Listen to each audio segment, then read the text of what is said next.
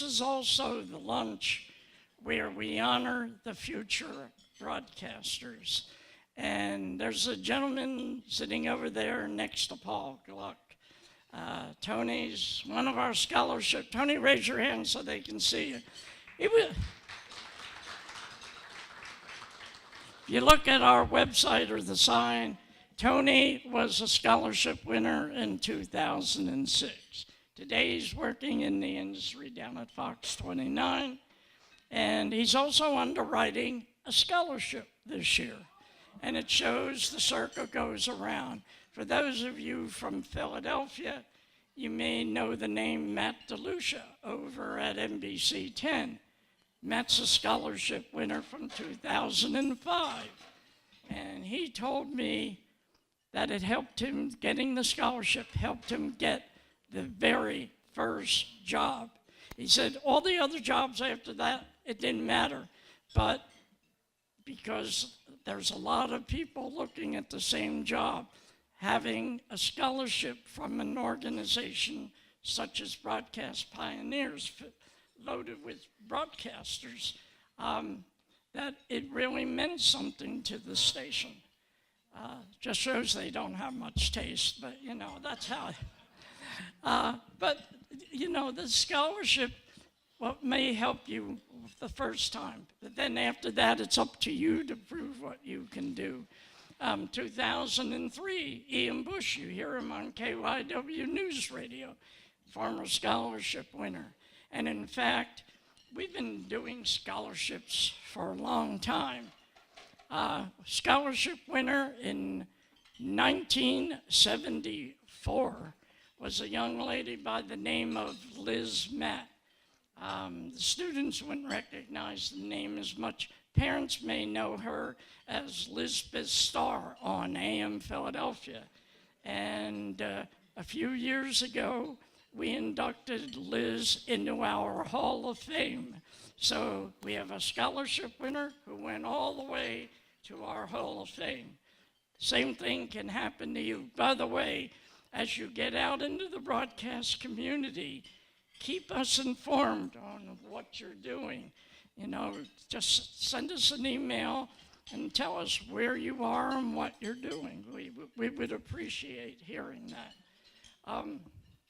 By the way, as you go out, you will find you will have mentors. You may not even recognize them as mentors until years later, okay? And these are people that will help you along in your career and will guide you. And most everybody has them.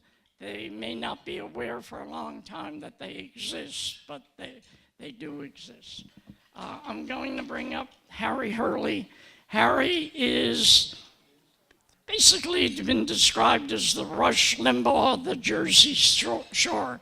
He does the morning drive talk show on WPG down there, and he's had opportunities to come to Philadelphia and elsewhere, and he doesn't want that. He loves the Jersey Shore, and he wants to do that.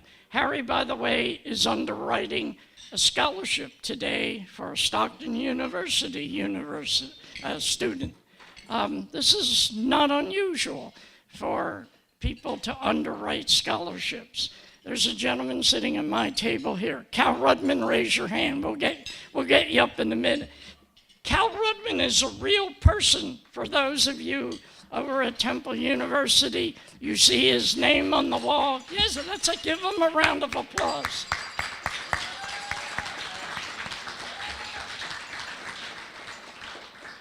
Cal is on our board of directors. He's been a vice president of this organization for 7 years, and this year he is underwriting 5 scholarships for Temple University students. It is not unusual for someone to say, I want to underwrite a scholarship, but I wanted to do it for this purpose or for that purpose. That's fine. And we're delighted that we're able to do that, because that's 5 more scholarships that we can reach out and help people. Anyhow, I'm going to bring up Harry, who's going to start the program off.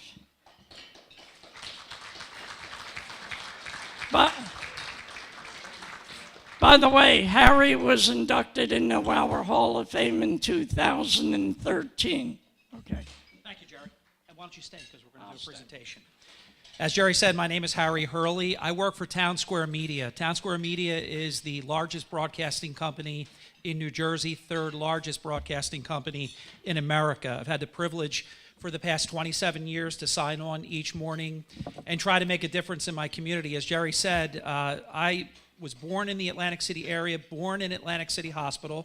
For the first time, my wife Margie has taken the trip with me. This is my favorite meeting of the whole year, because it is this incredible opportunity to see how, if you ever have a doubt, sometimes as one generation goes to the next, we wonder, is the country in good hands? How are we going to do with the next generation?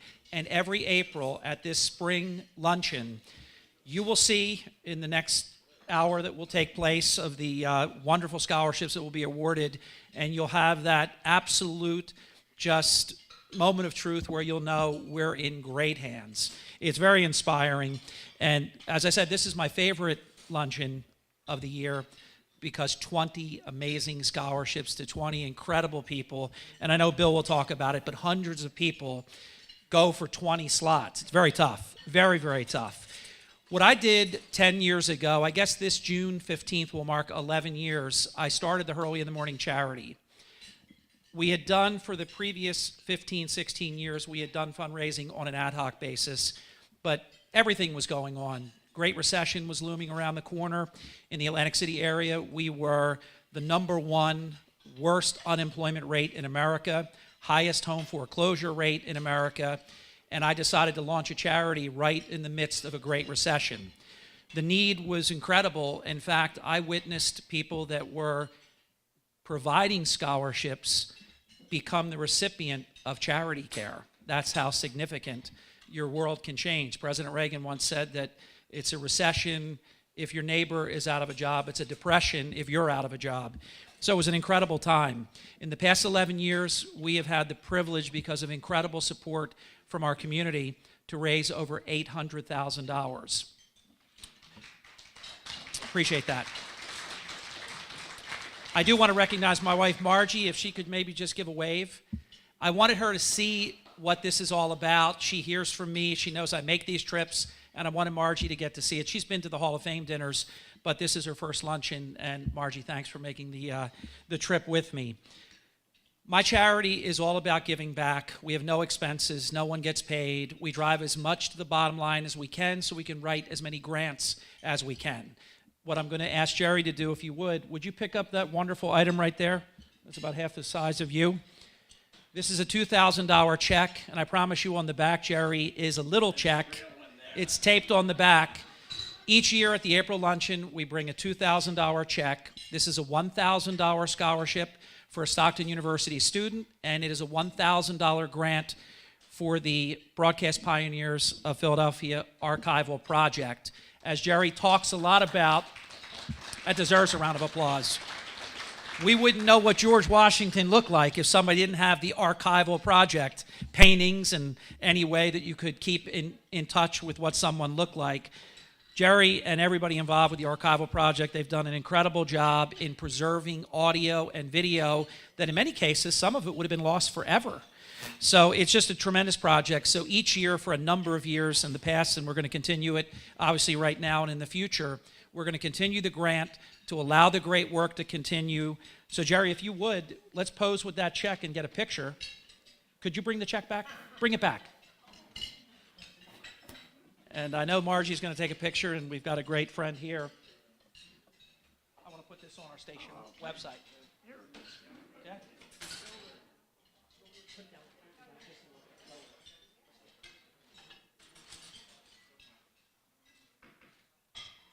Do one straight ahead. Thank you. Thank you, Jerry.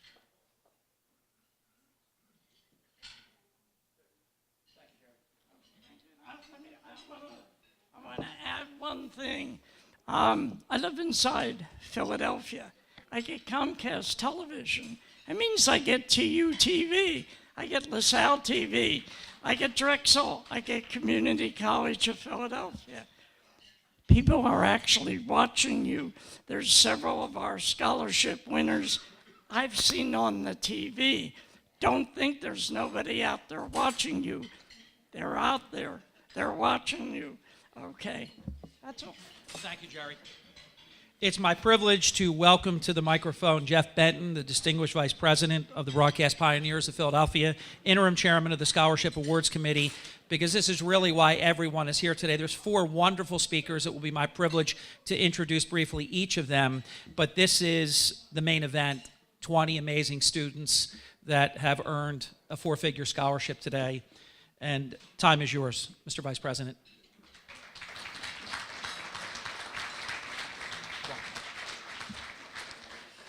Hi, I'm Jeff Benton. I'm the chairman of the Scholarship Committee and vice president, one of the vice presidents of Broadcast Pioneers. I'm very, very happy today to award these scholarships to these wonderful students. We had over 200 applications. So we went through many rounds of weeding them out. And the top 20 are here today. So you are the best of the best. Everyone here is an outstanding student.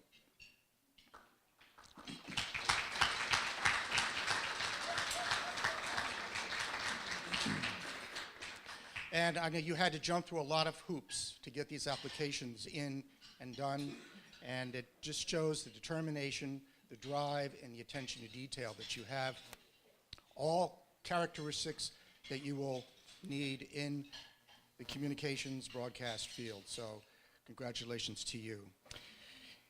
So I would like to have each of the students as a group come up here so we don't have to waste time back and forth to seats. If you'd all gather here to my left, and the scholarship, let me tell you who is, give credit to the people who have given the scholarships.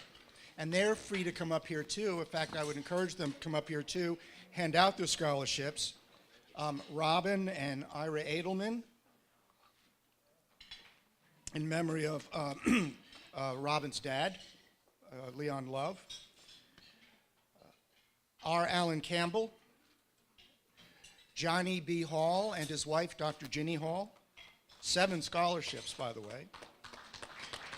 Harry Hurley. The estate of Sylvia Carters. Cal Rudman. Cal, if you could come up, we have 5 scholarships from Cal. Tony Scafidi. The Schuventhal family. Marlon Taylor, I know Marlon's here. And Alan Tripp. All these have underwritten our scholarships. So, let me see. We can.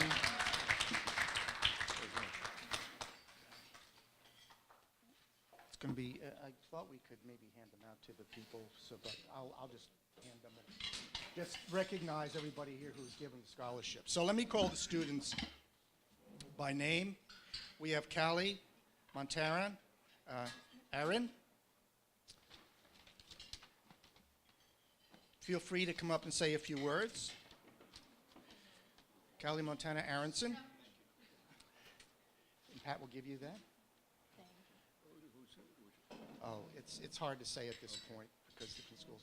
Callie, congratulations. Would you like to say a few words? Oh, sure. I just want to thank the Broadcast Pioneers and the Communications Department at LaSalle. So thank you all.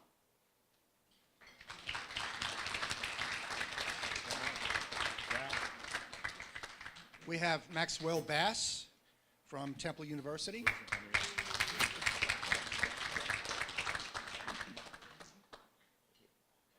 I'm Max. I'm a sophomore at Temple, and I'd like to thank the Broadcast Pioneers as well as TUTV. Thank you. Thank you. Thanks.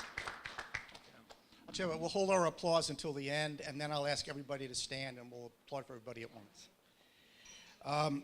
Christine? Yes. Let me say one thing here, gentleman over here, Cal Rudman. In 2006, when I was elected president, Cal was on our board, but he wasn't really a participant. And I said, Cal, I want you to come and be a participant. Leave your checkbook at home. Just come with your ideas. Fortunately for you guys, he didn't leave his checkbook at home.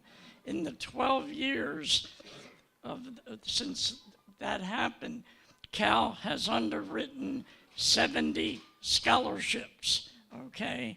He, at the time that he did the first group of 5 scholarships, nobody else was underwriting scholarships. Cal was the first one. He started it. And now we have a whole stage of people. Every one of the 20 scholarships now has an underwriter. Of course, 12 years ago, we only did 3. So, you know, it's good to have underwriters, but I just wanted to point out that Cal basically started the ball rolling. Thank you, Cal. Next, we have from Temple University, Christina Borst.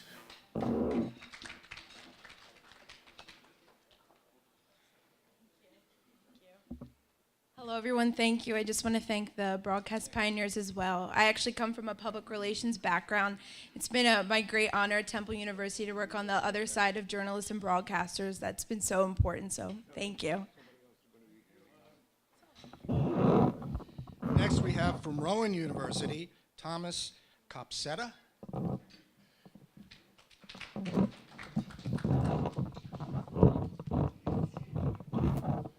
Thanks to the broadcast pioneers and, of course, my television production teacher, Mr. Bouchard.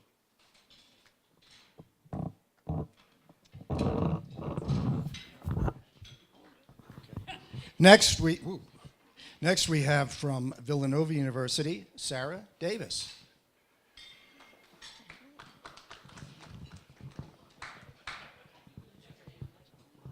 Sarah, congratulations. Do you want to say anything? I just wanted to say thank you to everyone here. From Temple University, we have Brianna Dent.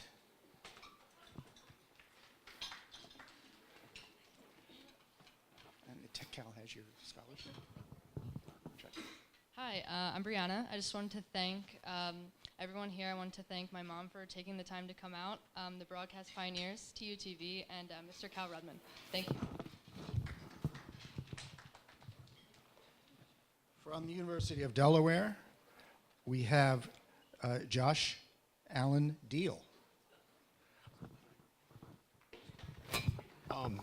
I'd like to thank my dad. At the age of 8, I received a PlayStation 2 for Christmas, and I got MLB 2K5. And I would listen to John Miller and Joe Morgan do the commentary on those baseball games. And from the age of 8, I knew I wanted to be a baseball broadcaster. And so I would sit there and I would turn John Miller and Joe Morgan down, and I would broadcast myself. It was the only practice I had as an 8-year-old in his room. So since then, I've gone on to broadcast University of Delaware baseball games, and it's become a dream come true of mine. And I'd like to thank the broadcast pioneers of Philadelphia for helping me get to this position I'm in today. So thank you. And this is your home run, Josh. Thank you.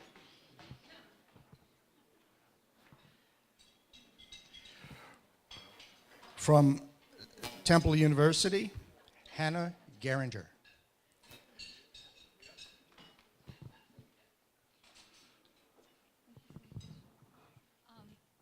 Hi, I'm a sophomore at Temple, and I just want to thank the broadcast pioneers so very much, and also a big shout out to TUTV and my dad, who's here with me today. Thank you. From Stockton University, we have Joyce Shannon. Shannon Joyce, excuse me. Sorry, Shannon. Hi, thank you to the broadcast pioneers, especially Mr. Harry Truman, who underwrote my scholarship. It really means the world to me. Thank you. Thank you so much. I really appreciate it. From LaSalle University, Shaban McDonough.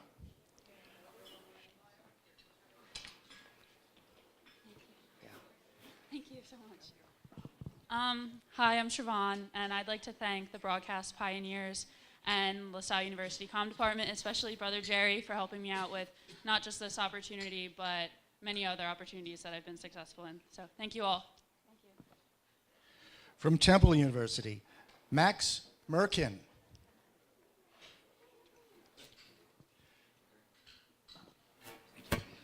I'd like to thank the Broadcast Pioneers as well as Jerry for his expertise, and especially Paul Gluck, Ed Dress, and Cal Rudman. For those of us that work at TUTV at Temple, we walk into a studio probably more than once every day of the week with Cal's name on it, and that importance is not lost on any of us. So thank you. Again, from Temple University, Logan Moritz. I just want to thank the Broadcast Pioneers as well, and then also my family and all my mentors at TUTV for always believing in me, and helping me achieve my dream. So thank you.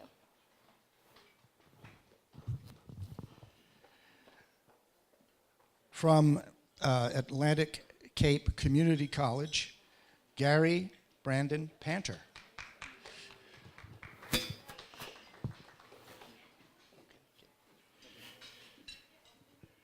I'd like to thank first Broadcast Pioneers, and I'd also like to thank SNJ Today for taking me on almost 2 years ago to start my broadcasting television career. Thank you. From Temple University, Anthony Pearson.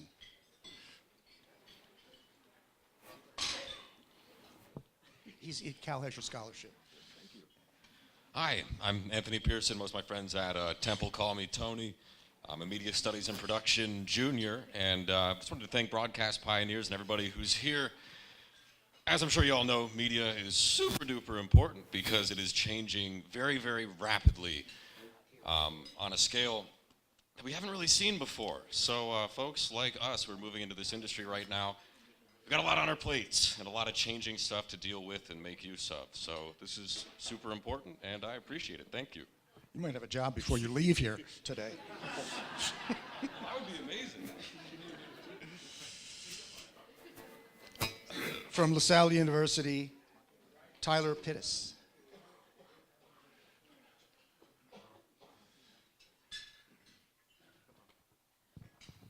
I'd like to thank my family, the Broadcast Pioneers, and LaSalle TV. It's really an adventure every day with them. Thank you. From Newman University, Andrea Rowe. Hi everyone, my name is Andrea Rowe. I'm a junior at Newman University. I'd first like to thank my mom for being here. She's been by my side since day one. Thank you, Mom. I'd also like to thank the Newman University Communication Department, especially Sean and Jason. I couldn't have done it without you guys. And I'd also like to thank the Newman Update, our weekly news show.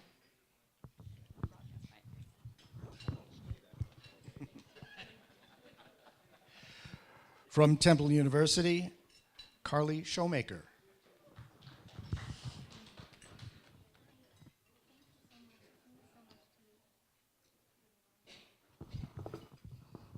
Hi, I just wanted to say thank you to Broadcast Pioneers.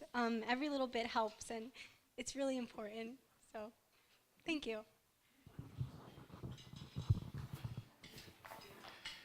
From LaSalle University, Steven Silvestro.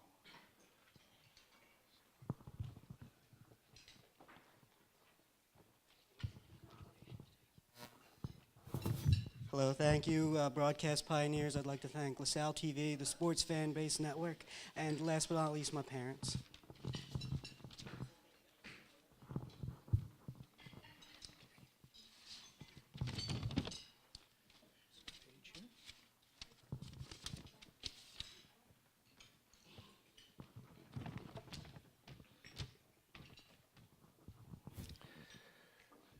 From LaSalle University again, Julie Wood.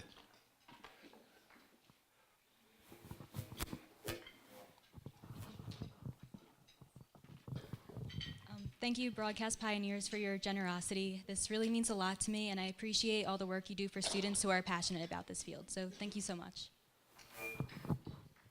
And From Cabrini, glad we have a Cabrini representative here. We have Ariana Yamasaki.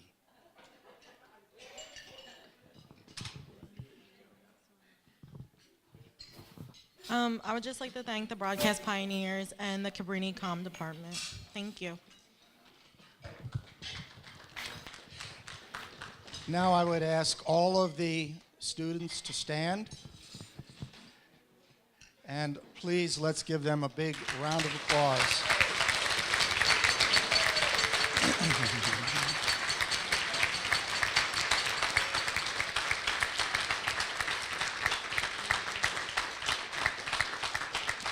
And a round of applause here also for our scholarship underwriters. Stand if you've left already.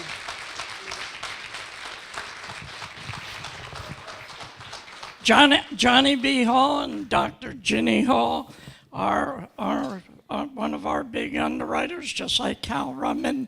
They saw what Cal was doing and they said, hey, we'd like to do this too. So I'm going to ask you, stay right there, Cal, don't go away. I'm going to ask you to say a couple words. This was not what I was planning on doing today. A good lunch and not having to clean up afterward. That's wonderful. I think it's important. Education is what got us to where we are. And if we can make that future, our job is to make a future for each and every one of us because we were all God's children. What she said is good. And I'm coming over to a person who's not a name, just a name on a wall. You don't get to hold the mic, but I'll hold it for you, buddy. Go ahead. You got 20 seconds. 19, 18. You're done. That's it. Now go ahead. I did the Today Show for a long time and co-host of Merv Griffin and Tom Snyder also following Johnny Carson.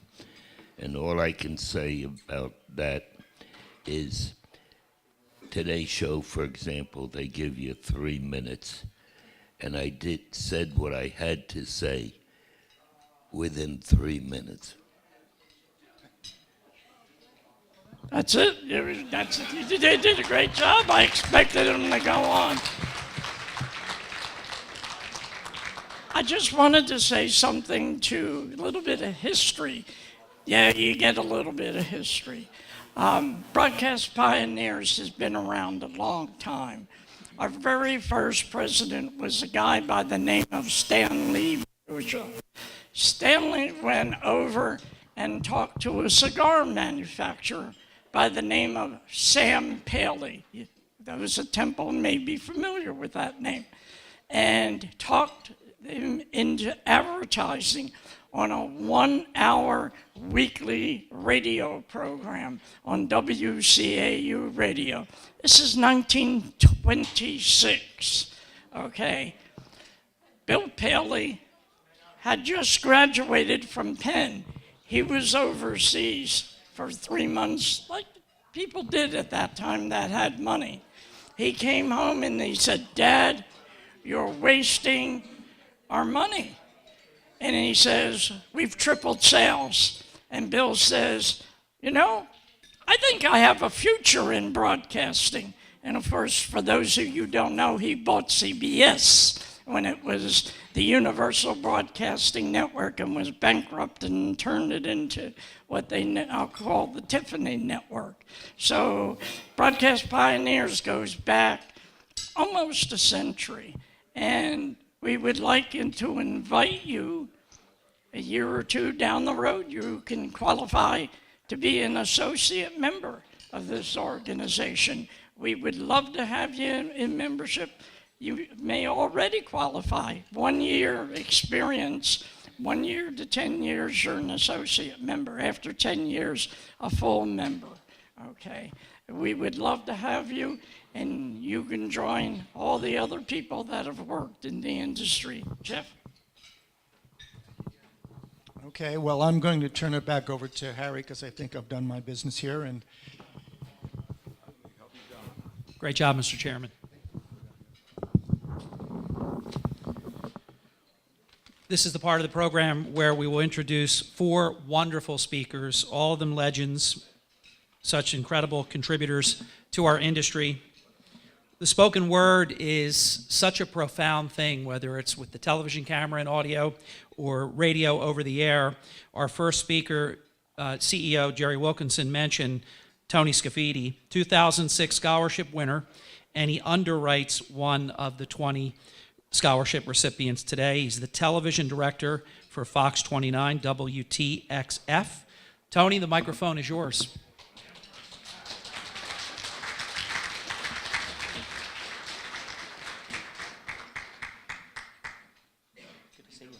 Thank you. You got it. Well, I'll make this short. So, number one, I'm a legend. When did that happen? What's the myth? Yeah, in the script. Okay, great. Yes, it is in the script. All right, so I was just going to tell you my story because maybe, you guys trying to get a job might get some nuggets of information out of it. So I started as a reporter for a newspaper in town, and I actually got that job through my grandfather. He knew the editor. So after that, I worked for WRTI as an intern, but they made me write, and I did writing, I edited. After that, I was an intern up in New York at WNBC. Got a internship there, and I had to go from Philly to New York every other day. Cost my mother and father over, my God, it was like $900 per month. So times that by 12. Was there for a year. Then I went to WHYY and I worked for Paul. And I was there for about a year and a half. I was pretty much there as whenever they needed like an AD. Then I actually went to Salisbury, and that's where I met Matt from Channel 10. He was my roommate. And then we both moved up to Massachusetts, and he again was my roommate. So he was a reporter, and I was a director. Was there for about 2 years. Then I went to Raleigh, and I worked for ABC for 2 years. Then I went to, after Raleigh, here's a little bit of an interesting tidbit. You're going to get fired, you're going to get hired, you're going to get laid off, you're going to have everything done to you. So when I moved from Raleigh to Orlando, Florida, I got fired. Actually was the best thing that ever happened because I wound up working for a station that I wish I actually never left, but I went to Baltimore after that, and I worked for WBAL from 2011 to 2017 in January. Great station. Then I came home because everybody was like, oh, when you're going to settle down? When you're going to come back home? When you're going to actually make some money and save some money? And so I came back home, and I got a job at Channel 29. Been there now, as I said, for like a year and some change. So happy to be here. But I'll tell you this, the road's going to be tough. You're gonna wind up living out of your car. You're gonna wind up having to, shack up with a roommate, or get fired, as I said. Or one time I had no money to buy gas at one point when I lived in Massachusetts, that I had to call people to come and give me gas. So, with that said, I hope you're into that kind of stuff. What was I gonna say? So I wanted to give some money to at least say, hey, I wound up getting some money, now I give it back, so all you guys have to give now, wait like 10 years, you don't have to give your money back now. You can make your checks out to me if you want to.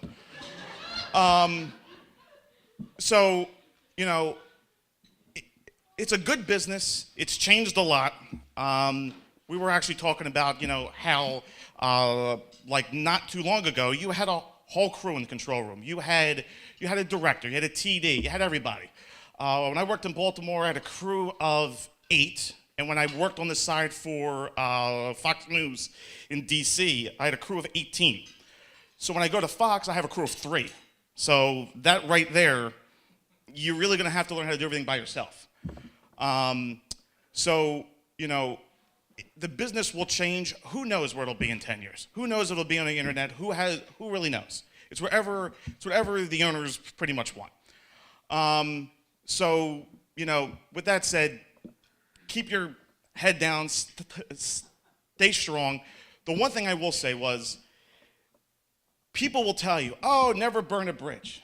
Never tell anybody to, they made a mistake, or they're saying something wrong, or maybe they've hurt you. That's all good. But there comes a point where you will have to. So just make sure you do it once. I did. That's why I'm here.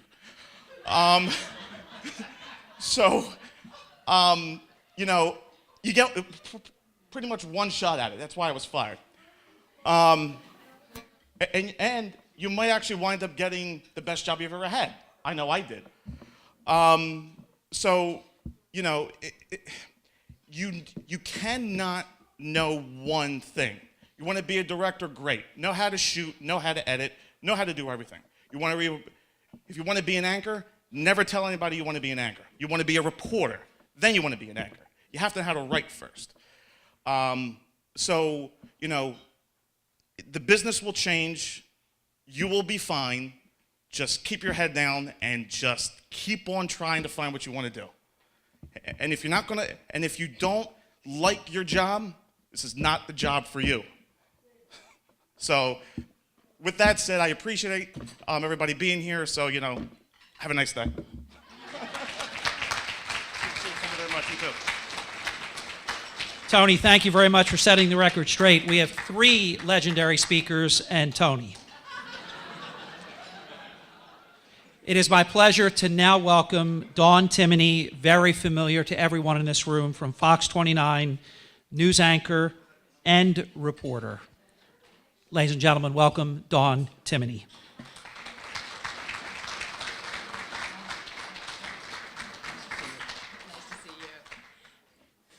Thank you very much for having me here today. I just want to say congratulations to all the scholarship winners, and also a shout out to the parents, because you guys are why your kids are here as well today. I remember I was here, I think 13 years ago, and telling the story of how my dad helped me get my very first job in broadcasting. He heard a young lady on WPCN radio in the Poconos announce over the air that she was getting married and she was leaving. So my dad drove me to the radio station in Mount Pocono, Pennsylvania, waited outside, and said, go on in and ask for the job. Well, I did, and I got the job. I graduated from Emerson College in Boston, Massachusetts. My first job was at WPCN Radio.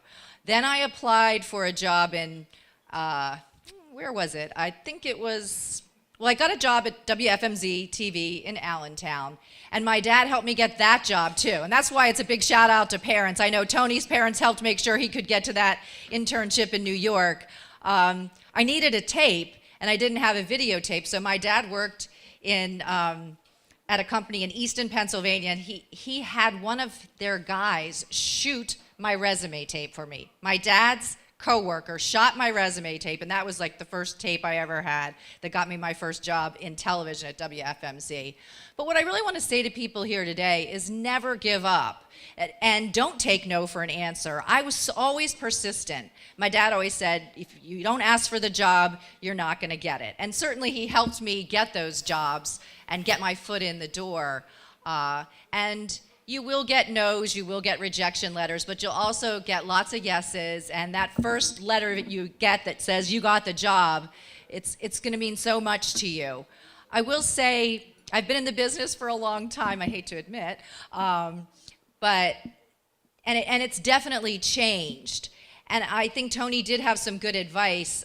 Be able to do as much as you can. I started out as a reporter, and now I'm a reporter and an anchor. I've worked at WFMZ TV in Allentown. I worked for WBRE TV, the NBC affiliate in Wilkes-Barre-Scranton. I worked at NBC 10 in Philadelphia, and I've been at Fox 29 for over 5 years now. But the more you can do, the better. And social media is key.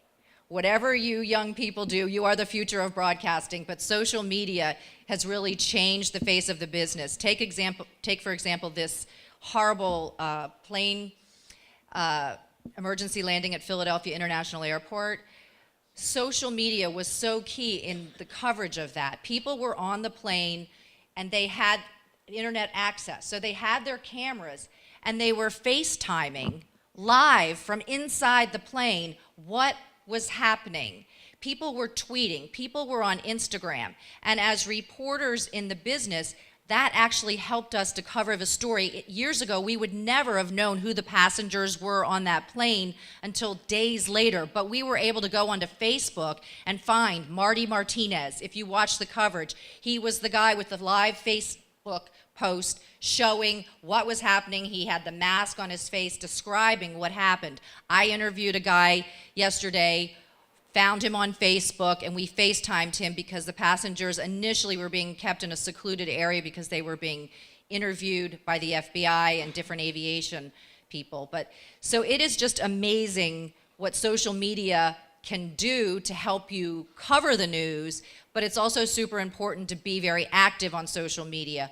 At Fox 29, and I know in other newsrooms, we actually now have a leaderboard that tells you how you are doing on social media. So when I go out to cover a story, I tweet about my story. I say coming up at 5 o'clock, and I put a picture there. I put it on Instagram. I put my stories on Facebook, on my Dawn Timoney Fox 29 Facebook page all the time, because that gets people to watch. And then people know who you are, and they know. People do like to know who you are too. I do put like family pictures up. My daughter, some days she's not speaking to me because she said, "Why in the world did you post that picture, Mom?" But because people want to know like who you are on TV and they want to know who you are off TV. I'm a big animal lover, so people know that about me. I'm very involved in animal rescue, and I have 3 dogs and 2 cats, and my husband's ready to divorce me because he said about 4 too many. But I guess my biggest piece of advice to everybody is if you want something, go for it. You young people have been selected for these fantastic scholarships, and it's so nice to see my coworker, Tony, who received that scholarship, give back. I mean, I think that's amazing. And he mentioned his roommate, Matt DeLuca, who is a reporter at NBC 10. He was an intern at Fox 29, and he recently won an Emmy for Best Reporter. And I saw him in the field, and I said, "Oh, man, congratulations." He goes, "Yeah, I figured what the heck, I would just give it a try." And I won. I mean, what does that say? You had to compile all your work and submit it. He did it. He said, "I didn't even think I had a chance." And he won. So if you don't think you have a chance, you're not going to win. If you don't put your hat in the ring, you're not going to have a chance. So when I look out at you all and heard what you had to say, you are our future, and go get them. So thank you very much for having me here today. I don't often get a chance to speak at this luncheon because it's usually in the middle of my workday, but I was glad to take the day off and see some familiar faces and catch up and see the future of the broadcasting industry. So congratulations.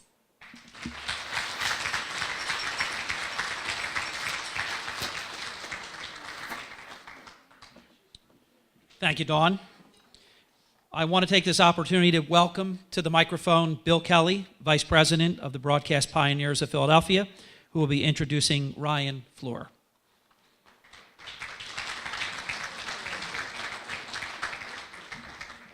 Thank you, Harry. I appreciate that. Harry Hurley is truly the radio voice of South Jersey, and if I would read his litany of accomplishments, we would be here till next April. So take it from me. I appreciate what you've done. Thank you, Harry. And thanks to all of you for your presence in this room today.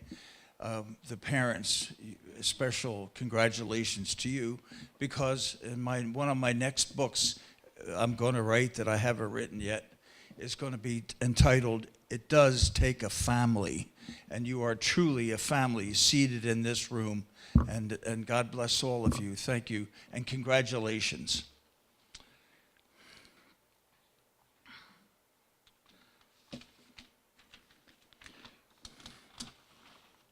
couple notes here. 5 years ago, my uncle Bill Wright Sr. and I had the privilege of introducing new members to this organization. Among those members, a lifelong friend of mine and classmate from Westminster Choir College. His name was Michael Stairs, Michael Stairs. Michael Stairs became the organist of the Philadelphia Orchestra and was the organist for 30 years. Next, Uncle Bill and I presented the music director of the Philadelphia Orchestra, Yannick Nézet-Séguin, who is also attended Westminster Choir College, not at the same time I was there with Michael, but recently. And two other family orchestra members, along with recording engineer Tim Kastner. He's a digital recording media specialist. I just got that new title. They just created that, I'm sure. But he's an artist for the orchestra, and thank you. And another man, Ryan Fleur, has become the interim co-president of the Philadelphia Orchestra. This talented man is responsible for the day-to-day management and development of the Philadelphia Orchestra. Ryan is a consummate businessman and an accomplished musician. He is married to a professional ballet instructor. He's the father of 2 teenage children. Broadcast Pioneers is proud to have him as a member of our organization, and I ask you to please welcome Ryan Fleur.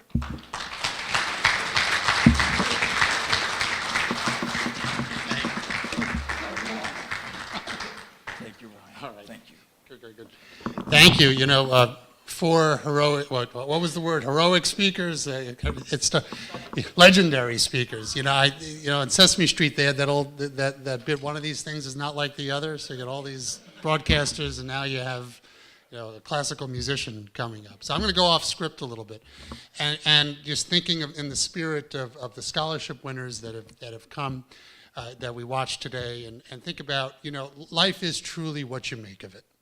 And say first off, why is the Philadelphia Orchestra? Why are we part of Broadcast Pioneers? Jerry talked about William Paley, and 100 years ago, and what he bought was eventually CBS. Well, William Paley's business partner at the time was actually the managing director of the Philadelphia Orchestra. And he, it was a part-time job at the time, and what he did on the side was he hired musicians out, and it was based in Philadelphia. And Paley, started CBS, and he couldn't have people talking all the time, and he did some music on the radio. So we provided the music on the radio. So we were the first orchestra to actually be on the radio. It was 1922, and as a result of that, we ended up we've come out with I think 1,700 commercial recordings, most of them on Columbia Records, CBS, and that connection. And it's you don't know what happens. So at the orchestra, we're about exceptional performances. That we're one of the we feel we're one of the top orchestras in the world. We bring the brand of Philadelphia out around the world. Next month we'll be in Europe, and we're in Israel, and we have a deep commitment to service and to giving back. So, to every one of you who are scholarship winners, we have a program at the orchestra we call it Easy Seat U. And the idea is so you can keep your scholarship money towards tuition and other expenses. It's $25 one time per year, and you can go to every concert we do. We have 160 concerts a year. You're welcome to come as often as you like. And the idea is that we're for the community. We're for getting people to love Philadelphia and want to stay in Philadelphia. We develop programs that run, from when you start, from when you're 3 years old to our Friday afternoon matinees, where I think the average age is about 73, but it's truly a wonderful experience. And broadcasting continues to be a part of who we are. Temple University and WRTI is a critical long-term partner of ours. Every week, you can hear us Sunday afternoons from 1 p.m. to 3 p.m. on WRTI. When we're in Europe and Israel next month, we're going to be simulcasting 4 concerts back live from Europe. So people can hear, and the world has changed. You can listen on the radio, you can listen online. We do things with satellite radio, and it's basically as Well, I guess the advice I'd give to each of you that have left the scholarship today is, you don't know where your life will go, but if you follow your passion, I've heard two of our speakers say, if you don't love it, leave. Find what you do love. There might be a way, even if you don't love it, to find what you do love and to stay in it. And so it's really important. So while you may think of us as those of us playing in the orchestra or being part of the orchestra is something for either the upper class or not, that's not who we are. We're simply about, we love making music, we love playing together, we love communicating, and we love communicating, and we can't do it unless we're communicating to broader audiences. So it's not just those who buy tickets, it's those that come and listen to us on the radio or streaming online. So, with that, there's so many opportunities to hear what we do. Every weekend we give concerts here and around the world. This weekend, for example, Saturday, we're doing Peter and the Wolf Saturday afternoon. After that, we host something called the Greenfield Competition, which is, we've been doing it for about 70 years, and we've had some of the most prominent orchestral soloists. There's a pianist, his name is Andre Watts, you may have heard of him. He won our competition 60 years ago. And that's how he got his start. He's going to come play opening night with us in the fall. We work closely with Westminster Choir College. They were just bought by the Chinese. So we partner very closely with China, so maybe we'll be doing more with Westminster Choir College. What I'd say is thank you for all that you do. Thank you for the hope and the youth, of what you're bringing forward, how we communicate in this new world that we live in, where we don't know what's a fact and what's not a fact. We rely on each and every one of you. So thank you for that, and thank you for the opportunity to speak here today.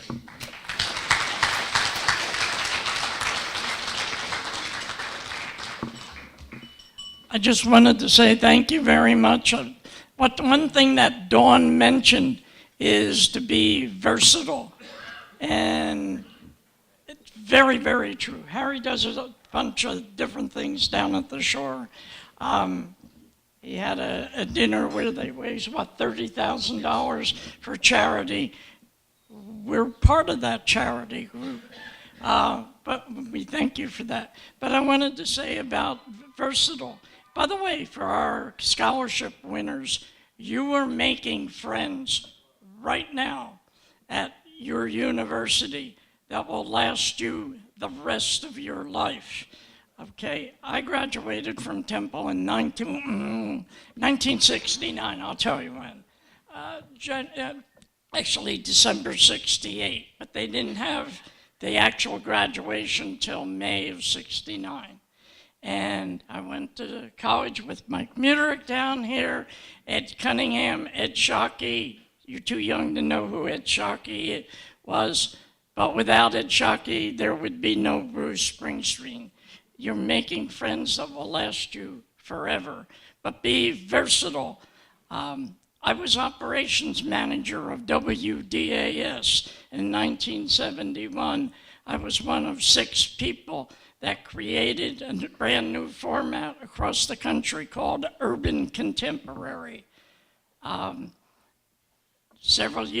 Many years later, I was working with Paul Gluck when he was station manager down at WHYY, and I was a producer. And I was producing people like Sarah Brightman, Andre Bocelli, but also Patty Page. These are people that came to the local station, and I was assigned to do that. And you have to be versatile. You need to do a lot of different things in your career. So, learn whatever you can and, branch out. In fact, we recorded at Temple University a Philadelphia Orchestra concert in the late 60s. So far, we haven't found it, but I'm sure it's in Ed Shockey's basement. His wife, Judy, has all these tapes down there. Harry, come on up. Thank you, Jerry. Bill Kelly, thank you for those very kind remarks that you made. Today's final speaker, batting fourth, batting cleanup. We arrived together. We're parked right next to each other. Marlon Taylor, station manager, WDVR, Day One station manager, and program director. Marlon.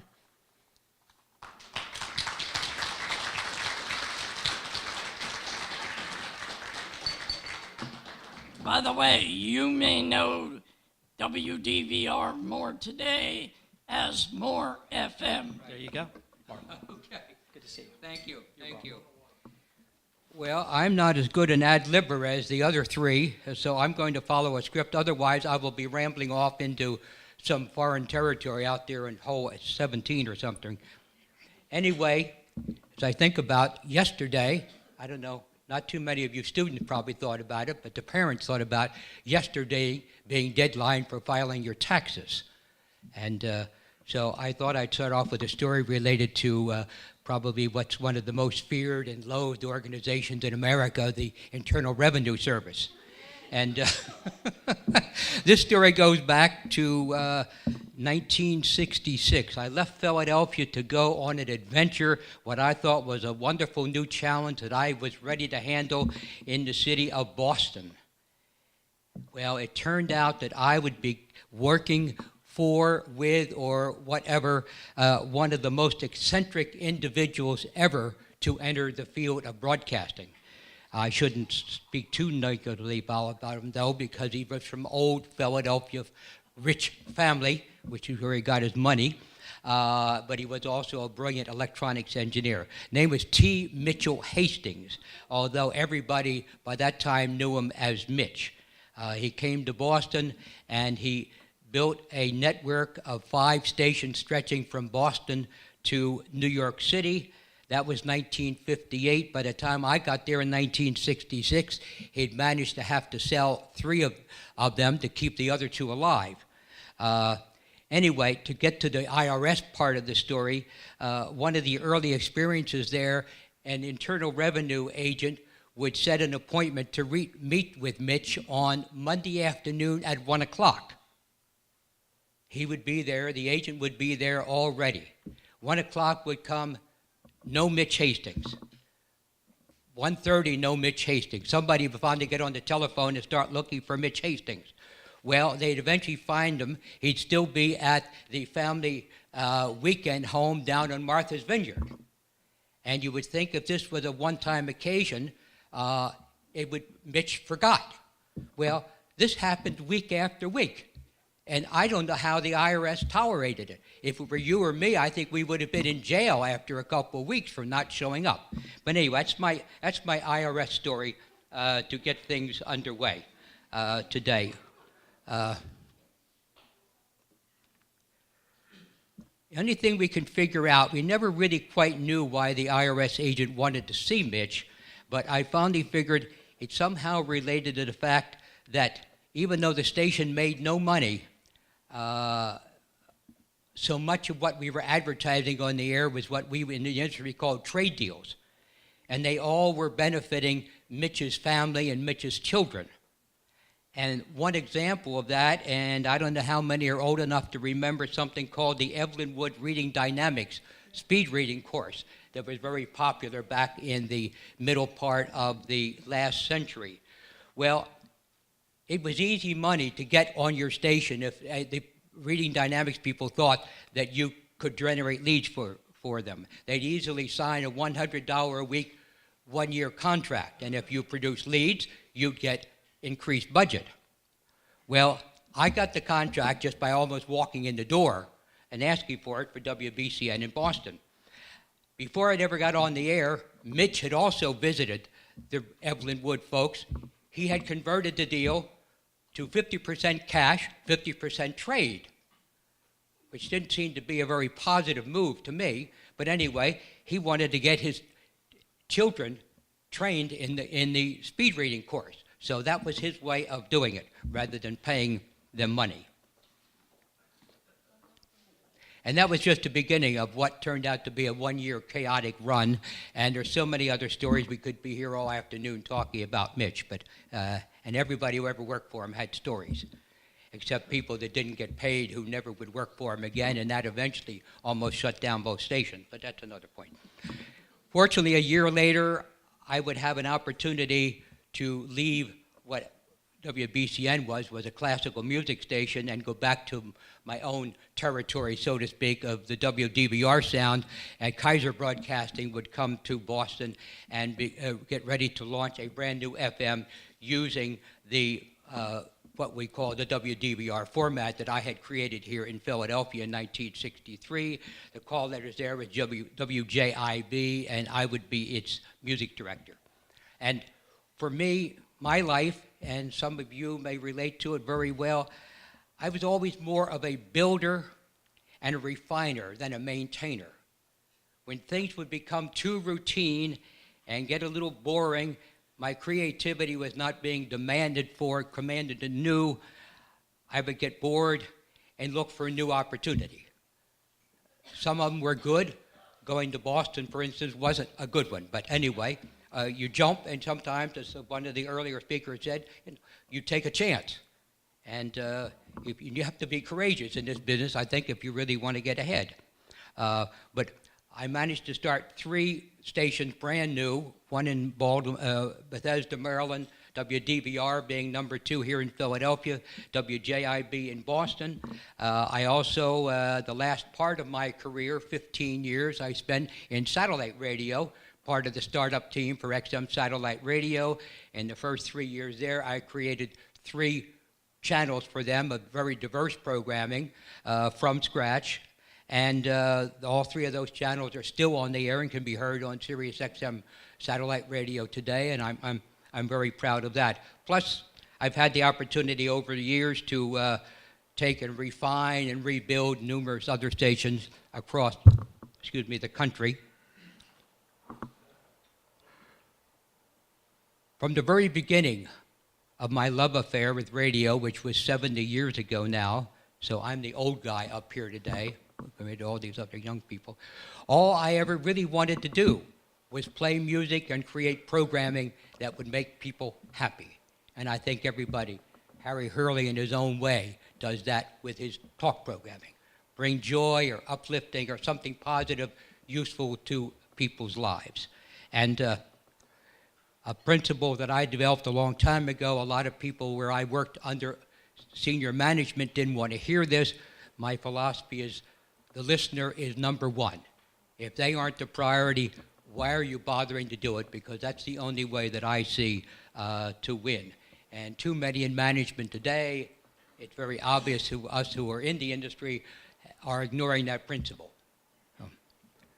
And for you young people, I say this from my own experiences and journey, seeking your way and an opportunity to land a position for which you have or can develop a passion, as someone mentioned passion here a minute ago, for what we used to call fire in the belly. Anybody relate to that term? Of excitement, passion for doing something. You must be proactive. Stay on the offense. Always looking down the road and off the road, because the opportunity that is right for you may not be obvious. It may be hidden off in a corner somewhere. I got the WDVR. I got to my first job in Bethesda, Maryland. Both cases, the stations were built by engineers who really knew not much about programming or operating the station. They just wanted to build and own a radio station. I found them by reading Broadcasting Magazine and under construction permits and Broadcasting Yearbook. WDVR was listed in Broadcasting Yearbook. And yet it had been months since it got a listing. It was not on the air. The only person listed was the president. So you go find the president and talk to him. And that's how I became WDVR's first employee. And Jerry Lee learned about that opportunity from me, and he came and got hired as sales manager. And I think we made a wonderful team. And Jerry's still there 55 years later. I've been off with multiple adventures, going elsewhere and doing other things. But it's been a wonderful ride. So let me share this, not to brag, mentioning Jerry Lee, to make this point of likelihood of someone coming to look for you is very slim. You have to go find the opportunities. You may see an opportunity that nobody's thought of. You may see a need at a radio or TV station. Many of you are going to go into television. You come up with a plan and present it. Talk to the top person in the station if you can, not just somewhere who wants to talk to you. Look for the opportunity. I was so happy to hear that this young lady worked at WFMZ television. She's not listening to me now, but it's all right. Dick Dean, who owns the station, principal owner, lifelong friend of mine. Yes, WFMZ television. To me, I think it's a great operation for a small community. Thank you. Anyway. But your opportunities come by searching, being proactive, looking around.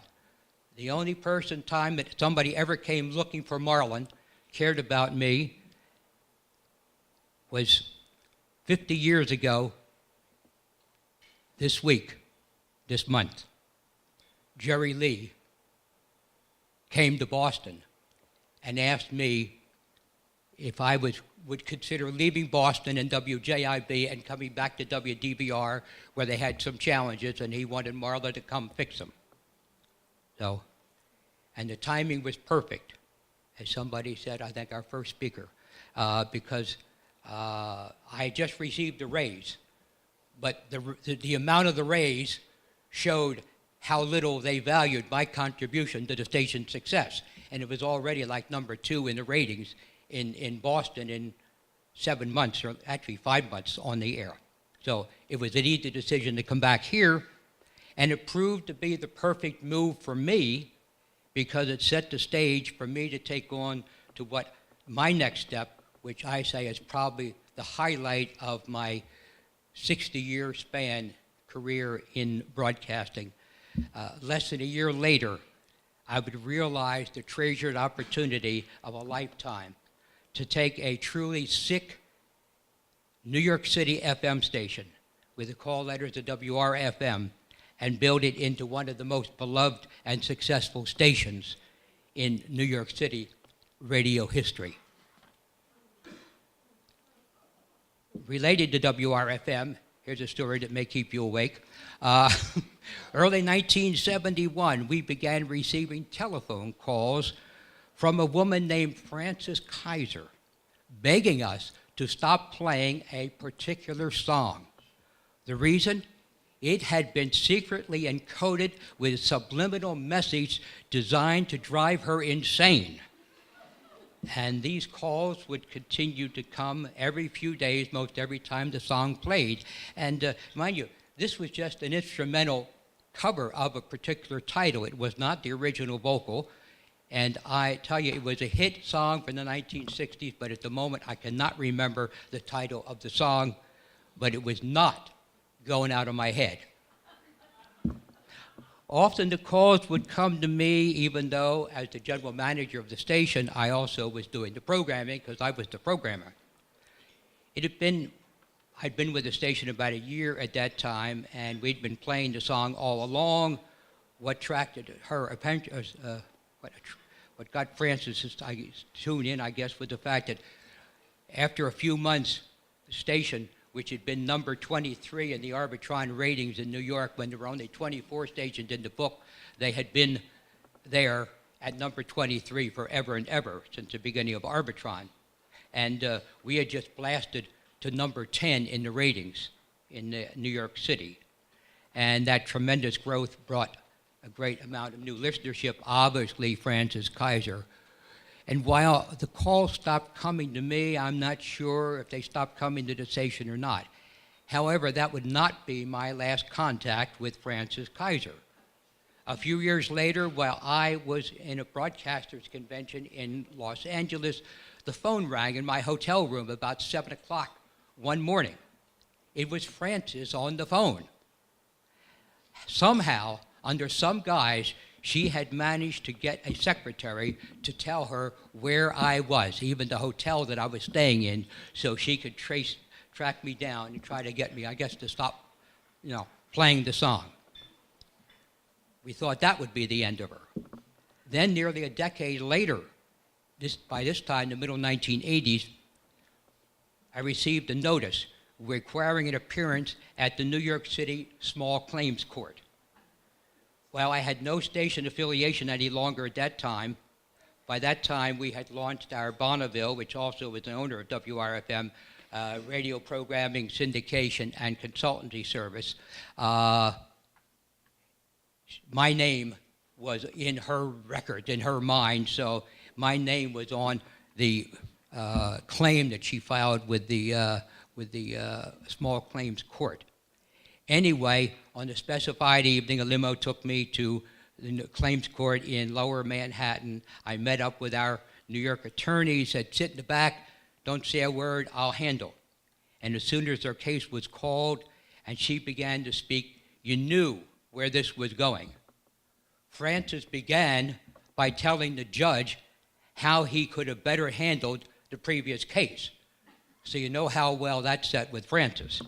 Anyway, when we got to her case, all she could tell the judge was that she had somehow delivered a trinket to the front desk of WRFM, and she had no idea who she spoke to, and no information other, and she couldn't even describe the trinket, but all she knew was she wanted it back. Well, anyway, our attorney had already interviewed all the station personnel that was there. Nobody had any recollection with it, so the case was closed.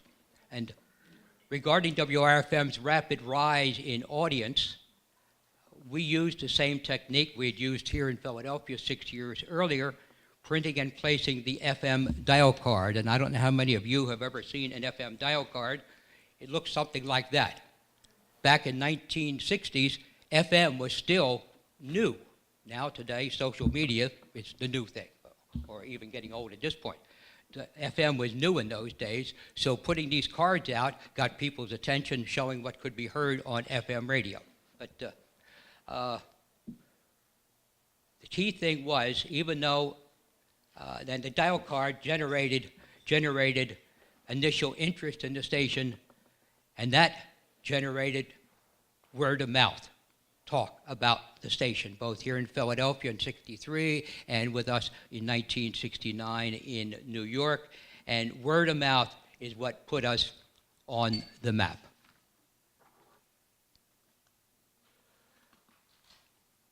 Finally, to you young folks preparing to enter this world of media, probably not too many headed into radio, but television or whatever you're going into, let me say, no matter what role, and you've heard this before, I'm just putting it in different words, no matter what role you land in, whether the outcome is positive or negative, make sure you learn and grow from that and every experience you have in your life's journey, because it will always benefit you in some way down the road. In fact, something that I committed to several years ago now, or maybe, I don't know, many years ago, is to set out to learn something new every day of your life, no matter how small it is.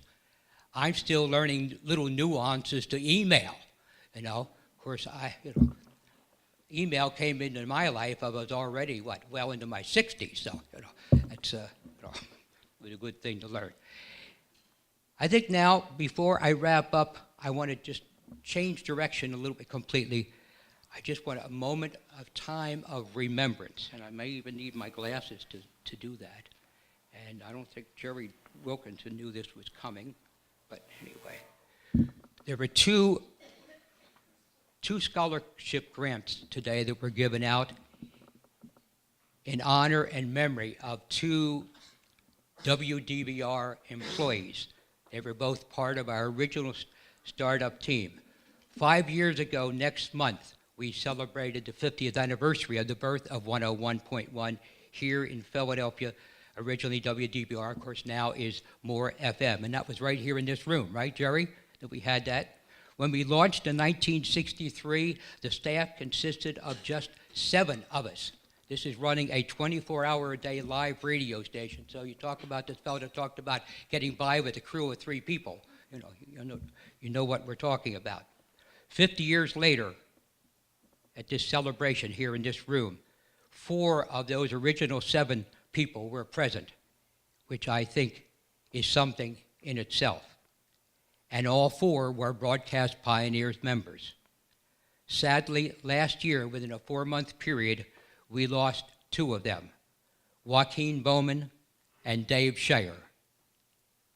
And I'm not sure why God works things out this way, but the 2 of us old guys still remain, Jerry Lee and Marlon Taylor. But I just want to remember, though, in part of this session today. Otherwise, I've just... Thank you. Thank you. I'm not hyping it or promoting it or asking you to buy it. I just completed my memoir covering my 60 years in there. And part of this today, I would like to gift this to each of the 20 who have received a scholarship.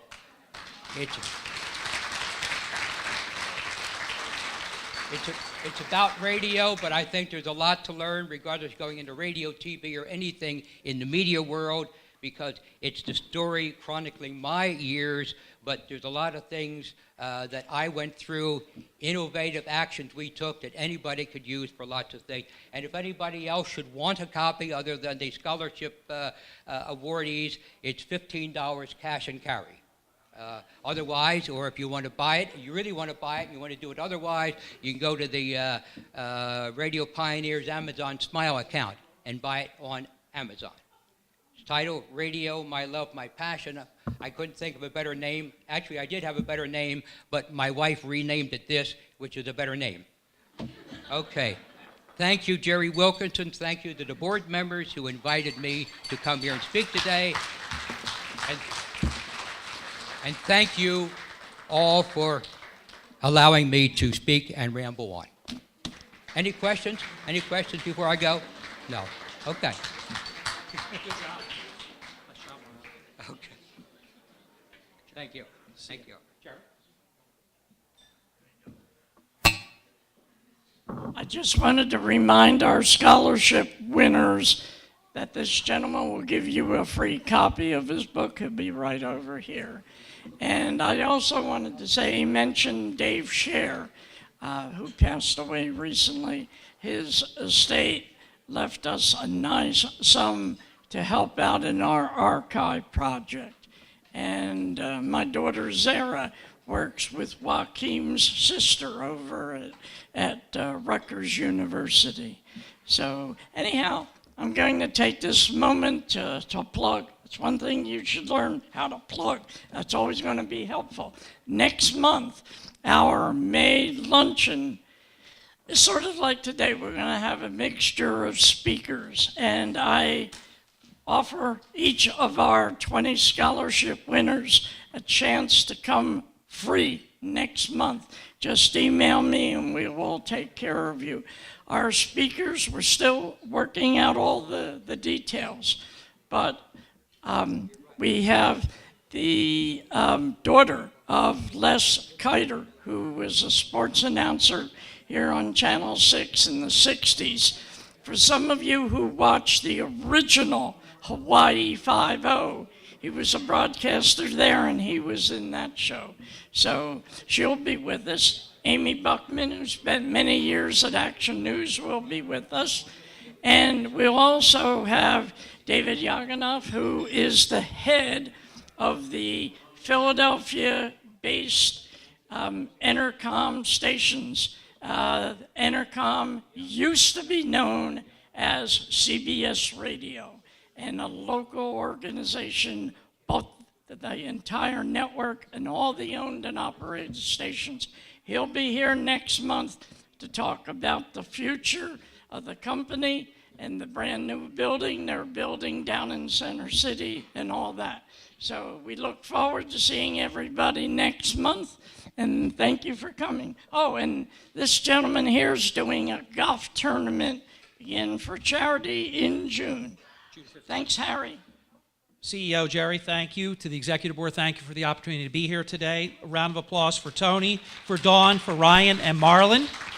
And finally, a round of applause for the 20 fantastic scholarship recipients. Have a great rest of your day.